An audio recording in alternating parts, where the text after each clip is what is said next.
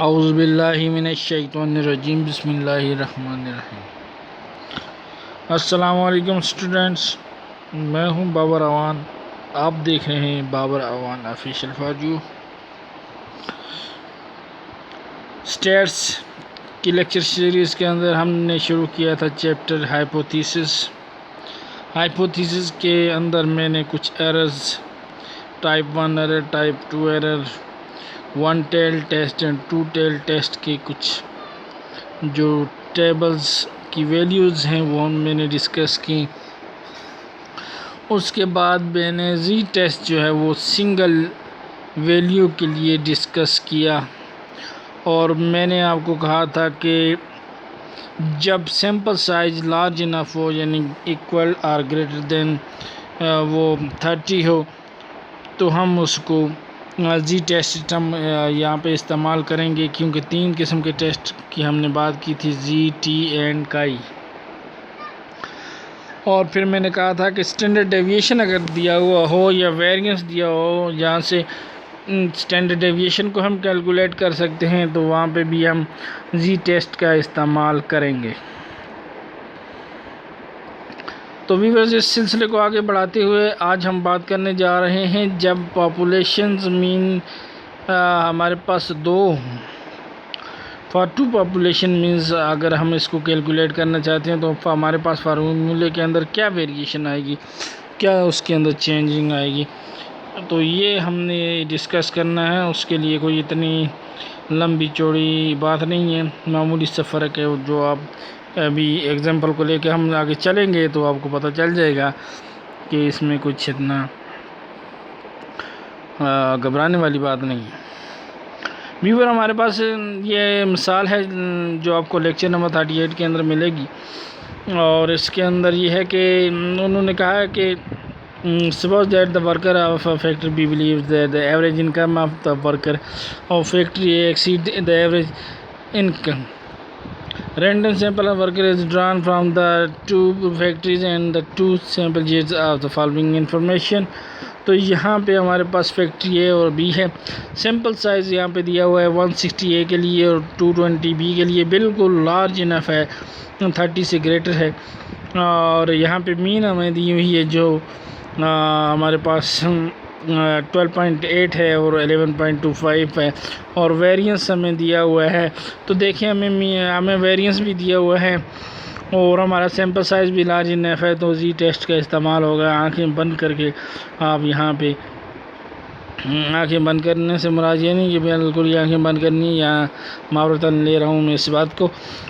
ये है कि आपने इसको जब आपका सैम्पल साइज लार्ज इनफ है और स्टैंडर्ड डेविएशन दिया हुआ है तो आपको पता है जी टेस्ट लगेगा और आपने यहाँ पे जी टेस्ट का इस्तेमाल करना है। तो जब क्वेश्चन को हम सॉल्व करते हैं तो हमारे पास है कि let subscript 1 denote the pertaining to factory A and let subscript 2 denote value pertaining to factory B, then we proceed as follow hypothesis testing procedure के अंदर मैंने आपको 6 स्टेप बताए थे। वो पहले स्टेप क्या करना है, आपने सबसे पहले आपने नल हाइपोथेसिस को, जिस चीज़ को आपने टेस्ट करना है वो नल हाइपोथेसिस है और उसको आपने डिफ़ाइन करना है। यहाँ पे आपने बताना है कि जो फैक्ट्री 1 है उसकी जो मीन है वो लेस देन है फैक्ट्री 2 से, और जो उसका अल्टरनेटिव होगा या तो फिर वो इक्वल होगा या वो ग्रेटर देन होगा।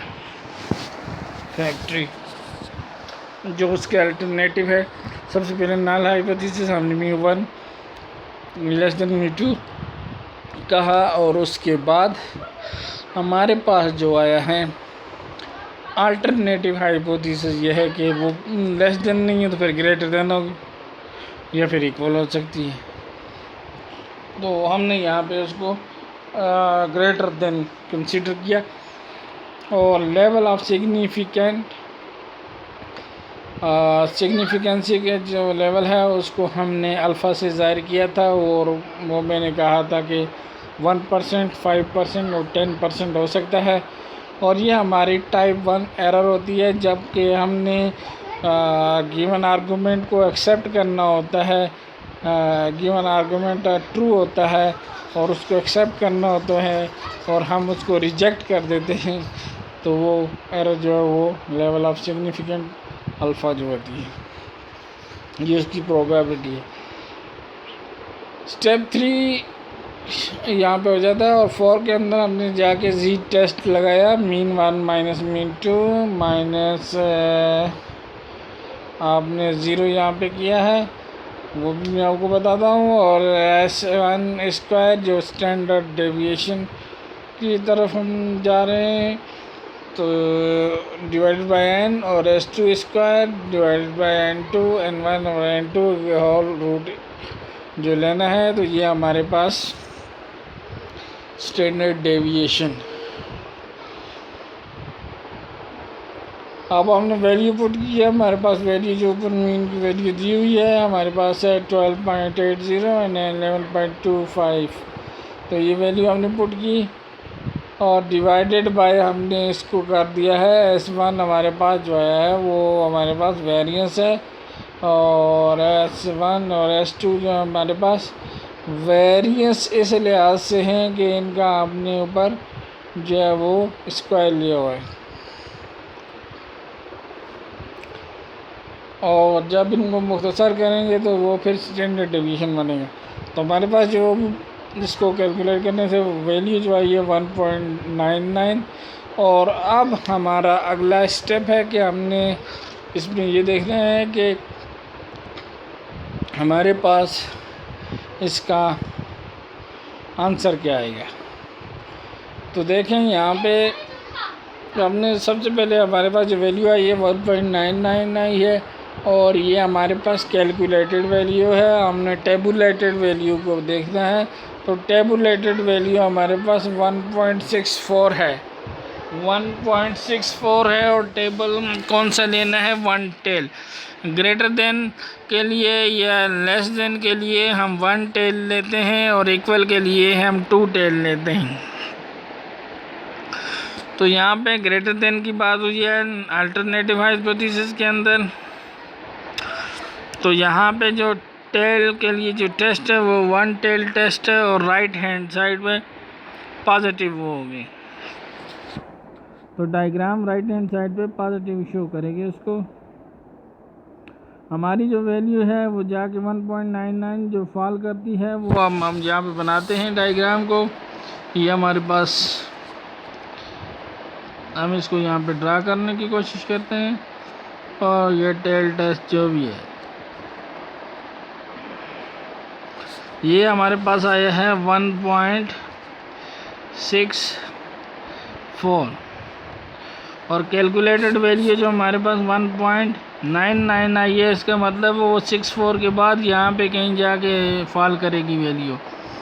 तो यहाँ पे फॉल करेगी वैल्यू, तो इसका मतलब है वो क्रिटिकल रीजन के अंदर, ये क्रिटिकल रीजन है यहाँ से यहाँ, ये जो खाली एरिया जो पड़ा हुआ है वो एक्सेप्टेंस रीजन है, AR इसको एक्सेप्टेंस रीजन कहते हैं, और ये क्रिटिकल CR। तो वैल्यू फॉल करती है क्रिटिकल रीजन के अंदर, तो राइट हैंड टेल टेस्ट के लिए क्योंकि पॉजिटिव वैल्यू आई है उसका आंसर पॉजिटिव में है, तो हम कंक्लूजन ये करते हैं कि यहाँ पे क्योंकि वो क्रिटिकल रीजन के अंदर वो फॉल कर रही है, और रिजेक्टेड रीजन के अंदर वो फॉल कर रही है, हमने इसको कंक्लूजन ये निकला है कि इसको रिजेक्ट कर देंगे। ठीक है जी, यह हमारे पास होंगे। इसके बाद हमारे पास जो है वो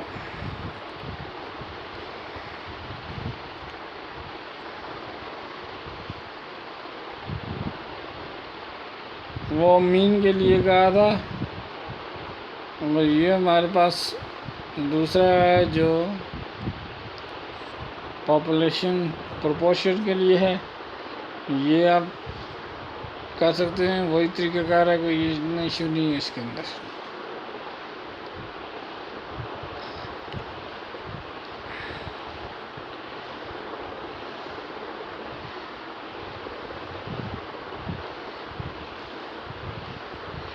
अच्छा जी,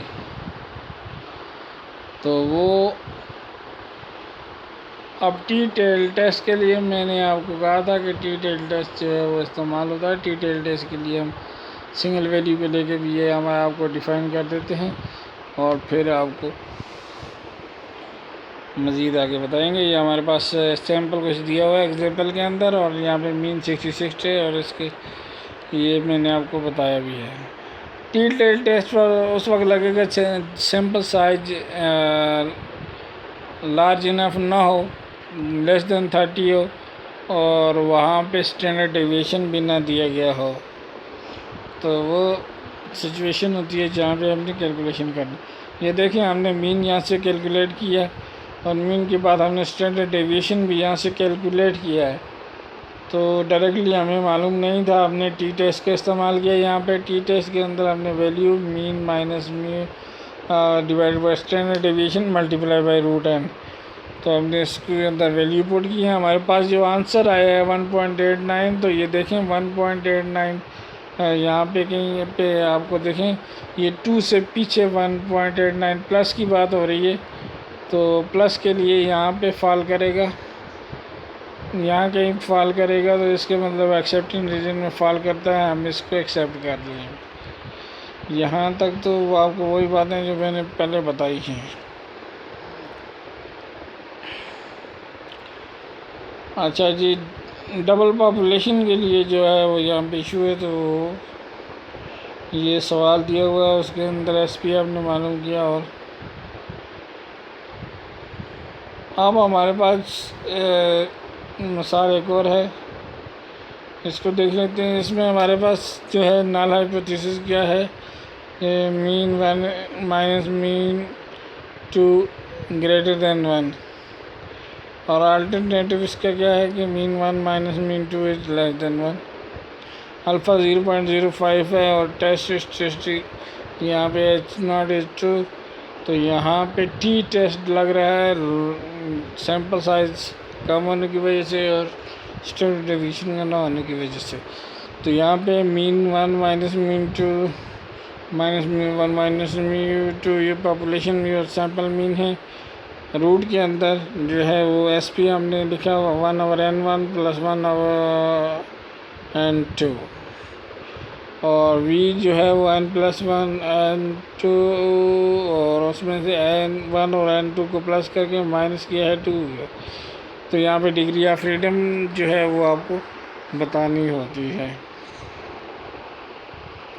ये मीन और स्टैंडर्ड डेविएशन यहाँ पे कैलकुलेट हो रहे हैं, ज़्यादा घबराने की कोई ज़रूरत नहीं है। फार्मूला वही मीन और स्टैंडर्ड डेविएशन का है।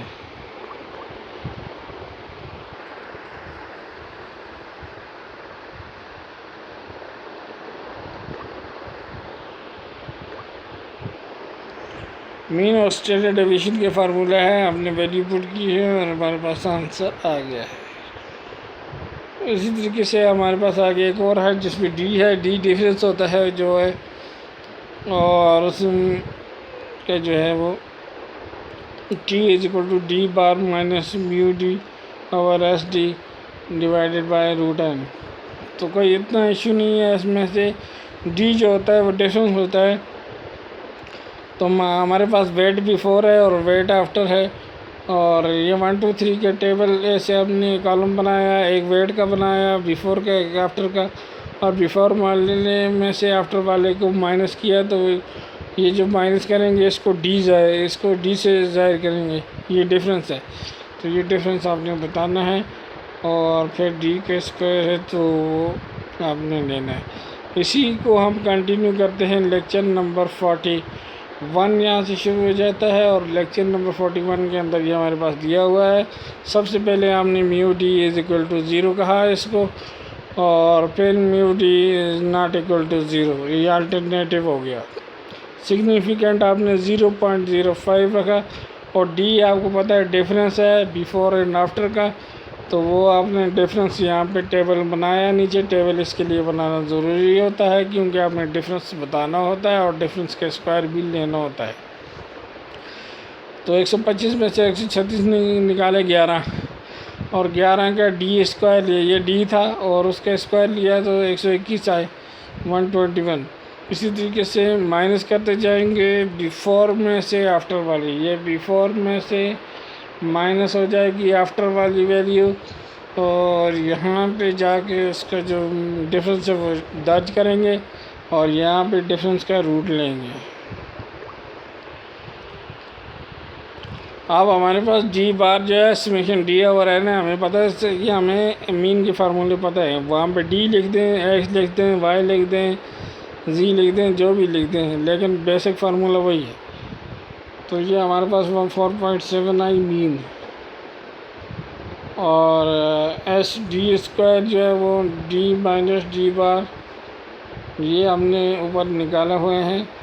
ये जो हमारा डी स्क्वायर है, तो डी स्क्वायर को हमें पुट करना है, तो ये हमारे पास है 1 और n minus 1 into summation D square minus summation D whole square divided by n। हमने इसके अंदर वैल्यू पुट की है, और वैल्यू पुट करने के बाद हमारे पास जो आंसर आया है वो 7.09 आया है। अब ये हमारे पास आंसर आ चुका है। फार्मूले के अंदर हमने वैल्यू पुट की, तो हमें जो है जो रिज़ल्ट यहाँ पे मिला है 2.262 पे। तो टेल टेस्ट के लिए जब है 2 टेल टेस्ट के लिए हमें मिला है 2 टेल टेस्ट की डायग्राम बनेगी, और 2 टेल टेस्ट की डायग्राम के लिए हमने फिर वो जो आपका n है, n माइनस 1 हमारा जो है 9 जो है आपका वो क्या है, वो डिग्री ऑफ फ्रीडम है, और वो वहाँ पे आपने कर लिया डिग्री ऑफ फ्रीडम।